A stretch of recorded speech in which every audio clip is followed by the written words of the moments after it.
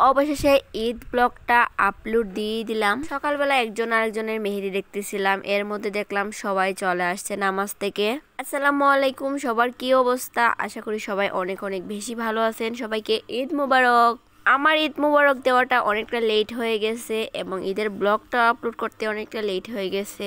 যারা আমার regular blog দেখেন তারা অনেকেই জানেন আমি অনেক অসুস্থ, সাথে আমার পুরো পরিবারই আস্তে আস্তে সবাই অসুস্থ হয়ে যেতেছে। যেহেতু সিজনটা এখন ঠান্ডা গরমের মধ্যে আছে, তাই সবারই কম বেশি ঠান্ডা লাগতেছে।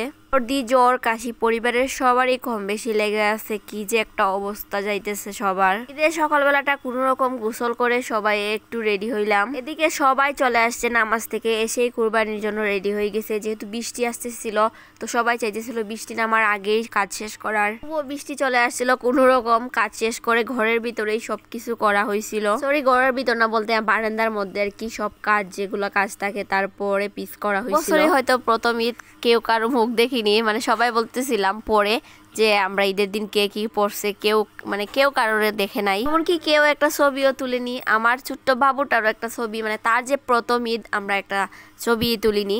যাই হোক, কোনো রকম গুস্ত বন্টন করে রান্না বান্নার কাজ শেষ হয়েছে। তো আদিল আমাকে বলছে মাংস না বলার জন্য, গুস্ত বলার জন্য। রাত্রেবেলা গলার অবস্থা খুবই খারাপ, ভাবলাম একটু চা খাই। আর আশেপাশে কেউ নাকি রাত্রেবেলা ঘুমাইতে পারে না আমার কাশির জন্য। শেষে আমি আমার মেয়েটাকে একটু পেলাম, কারণ সে সারাদিন ঘুমাইছে। আর এই ভিডিওটা কখনো আপলোড দেবো ইচ্ছা ছিল না। তো অনেকে আমাকে মেসেজ দিয়েছেন, আপু ঈদ ব্লগ কোথায়, ঈদে কি কি করছেন। তো ভাবলাম দিয়ে দিই। আপনাদের ঈদটা কেমন কাটলো অবশ্যই কমেন্ট করে জানাবেন।